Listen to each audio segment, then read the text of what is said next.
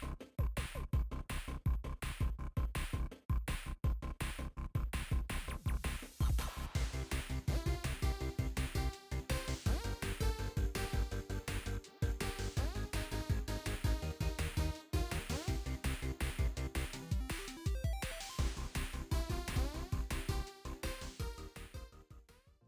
everyone, welcome back to the channel, and in this video we're going to be messing with some floppy drives.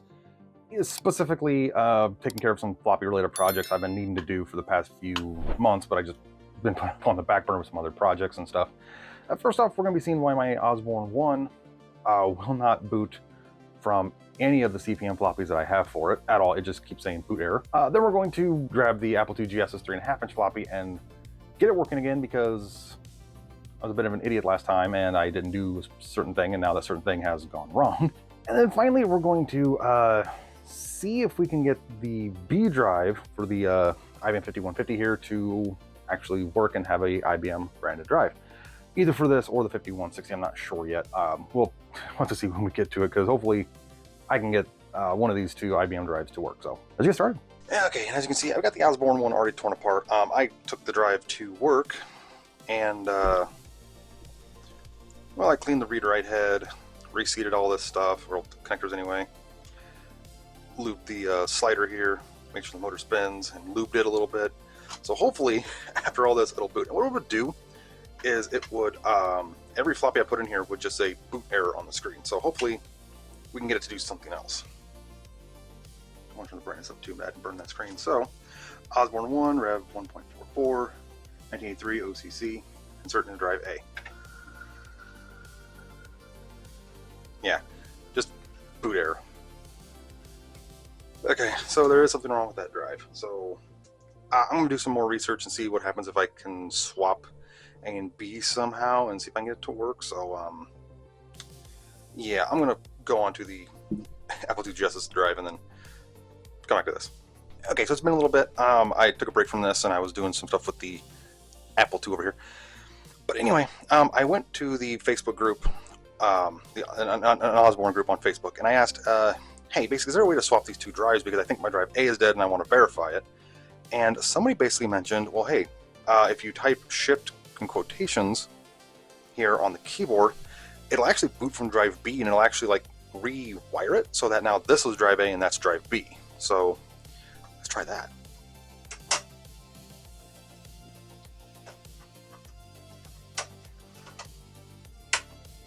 Nope, I'm still getting a boot error. But, okay, well maybe something happened with the floppy. I'm gonna go write another one. Okay, so I wrote a couple floppies for this. One should be a boot floppy and one should have some generic, I think, games on it. So I just want to see if it'll both boot and then read a floppy.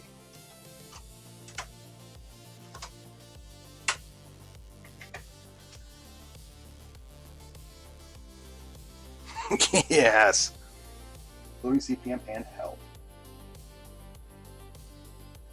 Yeah. 2.1. So escape to go to CPM. CPM 2.2. So yeah, this is a directory. And yep. So I'm gonna reset. Pull it out of B. Put it into A drive. And see if it'll boot from there. No. Okay, so I now verified I have a bad floppy drive for A. That kind of sucks. So I'm gonna have to. Okay, so cleaning and relooping this drive did not work. And this drive's always kind of giving me fits anyway.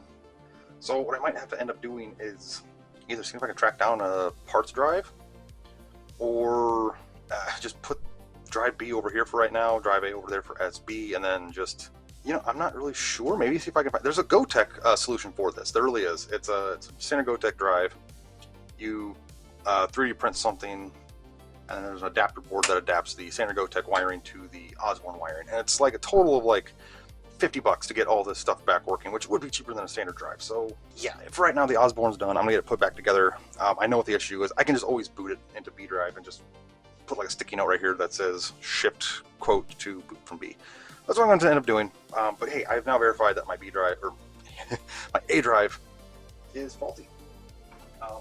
Not sure why. Maybe the read-write heads finally went out. Maybe there's something wrong with the analog board. Who knows? Yeah, that's all future stuff. So, back to, well, I guess chronologically would be the Apple II GS drive that I repaired. So here's my Apple 3.5-inch external drive for the Apple II GS, and I already repaired this thing quite a few months ago. I basically took a spare super floppy drive from one of my dead compact Macs, the classic, and put it in the housing, and it works just fine.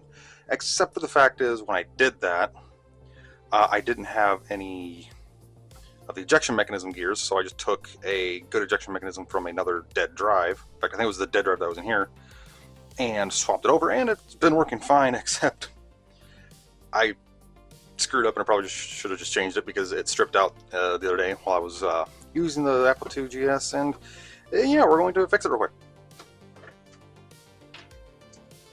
Okay. Top to bottom.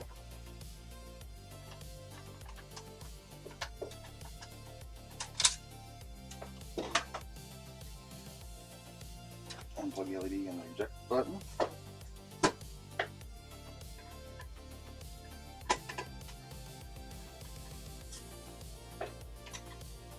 Luckily, these drives are very simple to take apart. And yeah, I did all that work to clean this thing up, lube it, clean the read-write head and all that stuff, and yeah, I didn't even, I should have just replaced that gear, but I didn't.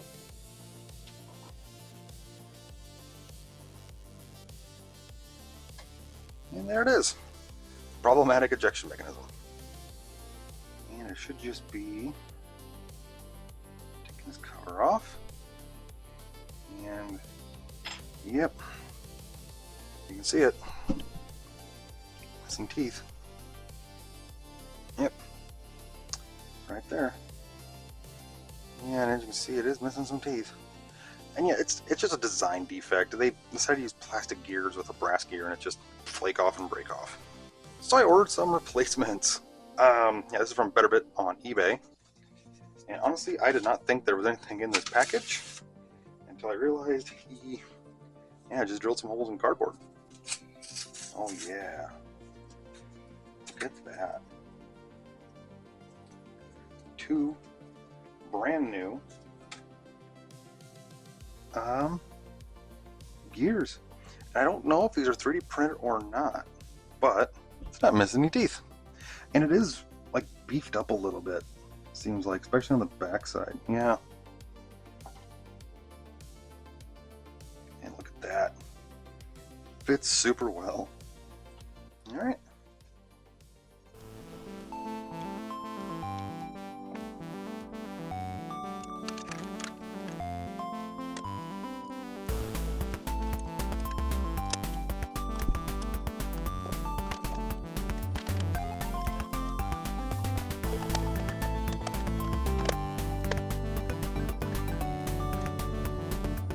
Alright, let's plug it in and see if it works.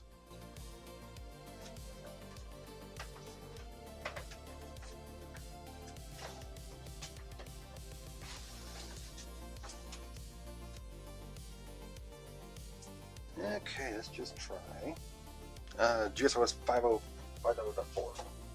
Okay, let's power it on, see what happens.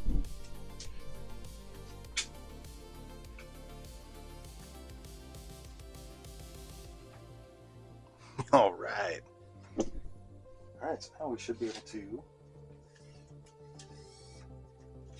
Yeah, and eject it. Alright.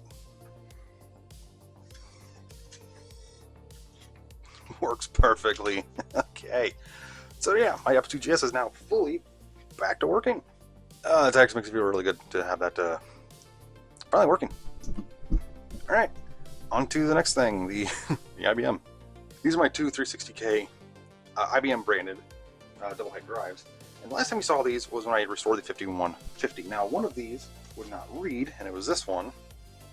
It was mainly because the harness had some repair work, and it looks like it's got another broken wire and some broken terminals. So this one would not read. Whereas this one, the motor just spun. So, what I'm going to do is, unfortunately, I don't have any real way of testing either of these board components. In fact, I think what's going on is one of these two boards is dead. So what I'm going to do is I'm going to swap first the analog board, because it's pretty easy to swap. And if that doesn't work, then I'll swap the power boards and see if I can get that to work into this chassis.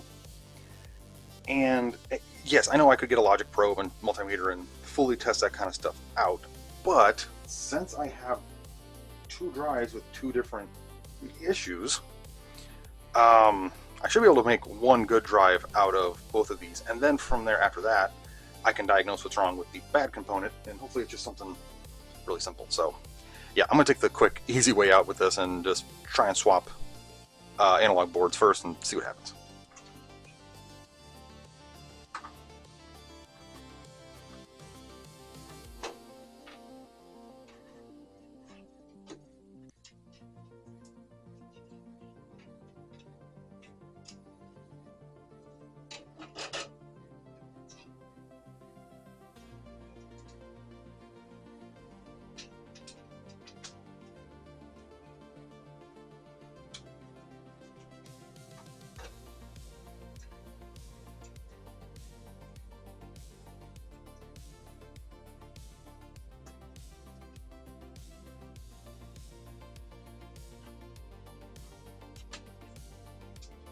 Okay, let's go pop that in the 5150 and yeah, just see if it at least will directory B, because it didn't do that at all before.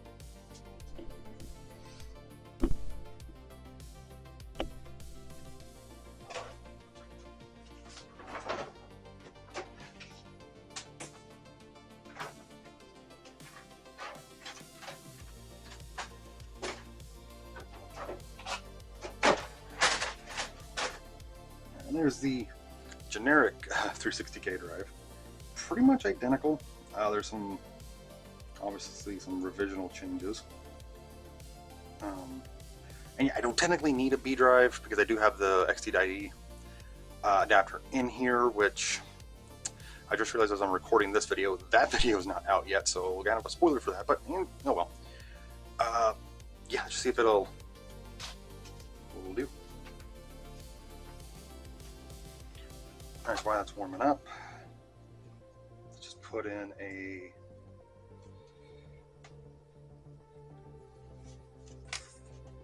some floppies to see what we can read. So yeah, spoiler here for the upcoming video I'm working on. So anyway, go to A and directory.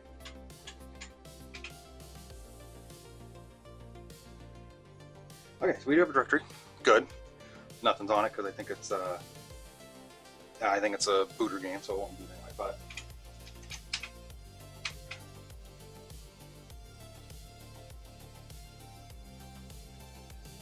uh-oh. Current drive no longer done. Okay. So no, that did not work. Try something else. There's a little bit of black on this resistor, but I don't know if it's blown or not. But I think just in case, I'm going to re-swap that logic board over.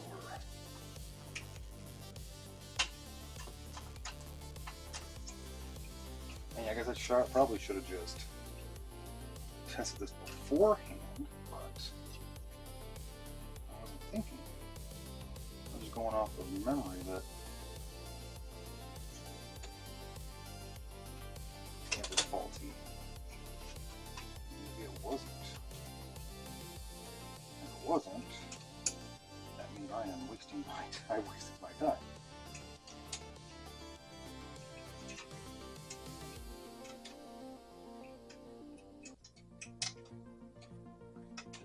Okay, let's try that.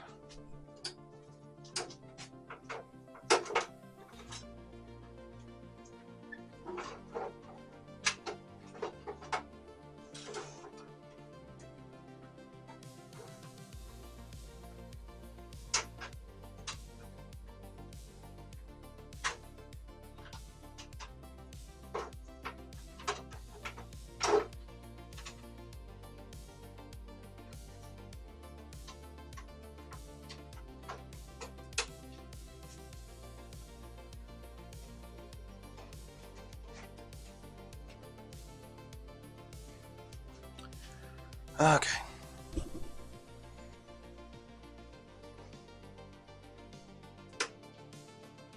Okay, so unfortunately, my camera died, the battery died, so, and it was in the middle of recording a clip, so I don't know realistically how much it recorded of me doing some stuff. But anyway, for a recap, I took the drive back out, took it over my bench. I re-swapped the analog board, so this is now the board that was on the damaged harness drive, and that drive now has its original analog board. Still had the exact same symptom. It didn't do anything. It wouldn't even give me a B prompt, so there was still an issue. Yep, reboot all this. So I just got done taking it out, and I swapped over the power board here. So this is the one that was on that drive. The one that was on the, well, better drive, the one with the damaged harness, is now on that drive. So now we're going to see if it fixed anything. If it did, I know there's something wrong with this power board, and I can try and track one down for that other drive so I can repair it. If not, then we're going to be back down to square one. Alright, so... Hey. What? Hey. Okay.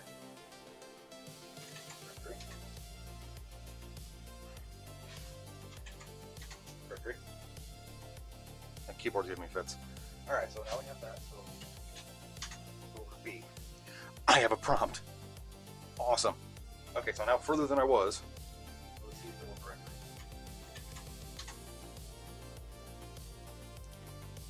I would have tried to type the directory correctly. Yes! Look at that. I have a working B drive now. That is awesome. Alright, so I'm going to put this all back together and then, yeah, go from there. This is actually pretty awesome. Okay, well, this video is I want to say a partial success with some of the floppy stuff I had to get done down here in the computer room. The first one is the Osborne floppy. Basically, A drive is, from what I can tell, something's really messed up on that. It will not read, it will not boot, it will not basically do anything. The read write head does move, it moves smoothly, and it does spin. Something is just not quite good with it. Something's completely messed up.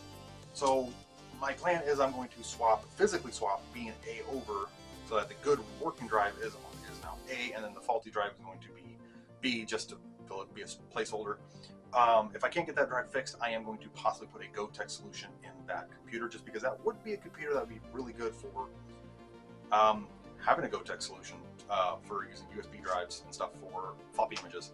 Not that it's a huge deal that I can make floppies with it with the Grease Weasel, which I did to test it. I had to remake a CPM boot floppy and a game floppy, which I just now realized I don't think I tested. But yeah, the fact is it does work. I just need to put it back together so it's not in pieces, and then at some point swap the drives over and call it good from there, and then maybe see if I can find somebody who can help me diagnose that floppy. The Apple II GS floppy is now fully working again. Yeah, I probably should have replaced that gear when I first did that floppy drive all those months ago, but at the time I just didn't think about it, where I figured that drive would work for a little bit, and then I would replace the gear when I had my leisure and be done with it. Well, unfortunately it failed in the middle of me using it one day and was really annoying, so it's now a thing where now the drives for the Apple II GS are now fully working and repaired and restored, the 3.25 and the 3.5. Now I just got to restore the monitor, main unit, the keyboard, and the mouse itself. That's going to be a next spring thing, kind of, maybe. But yeah, the Apple II GS is now fully working.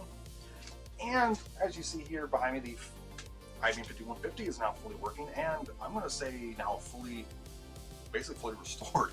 It now has two IBM branded drives, A and B. B is now fully working, and it turns out the whole problem was possibly this power board that was on the back of the drive. This is the one I took off of it and swapped it from the one with the damaged harness, which kind of does suck, because now that means I am now down a 360K 3.5 or 5.25 drive, which I do use those 360K drives to make floppies off and on with my 386 or my 46. So I do need to get this power board working again. I'm not quite sure what exactly is wrong with it.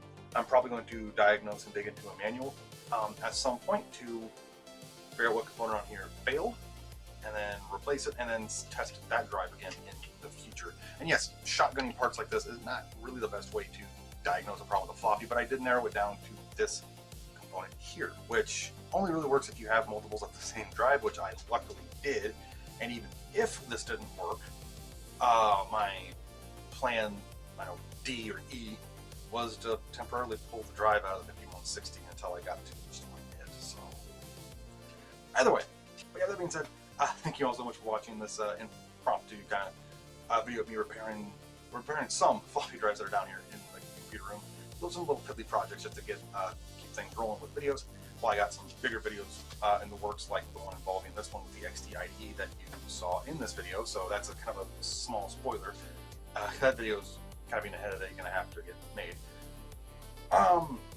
If you have any complaints about the way I diagnosed this IBM 5150 drive, yes, I know this is not the correct way to pinpoint a problem, which is just shotgunning parts and see what works. The ideal way would be having a multimeter and a logic probe or lab scope and scoping this thing out correctly, which I'm going to do, I promise, once I get some time to sit down and with all those things and fully test that drive and see what the heck's going on. But yeah, this is going to be a future thing. I do want to get that drive up and working again because I probably am going to need it for the 5160. That does have a hard drive in it, but I am 1000% sure that just like the one out of this one, it's dead. So yeah, and if you have any thoughts or comments about the Osborne 1 floppy, maybe how easy it is to put a Go Tech in, or if you have any thoughts as to what's something simple I can test on it to see why it's not wanting to read or boot any floppies I put in it,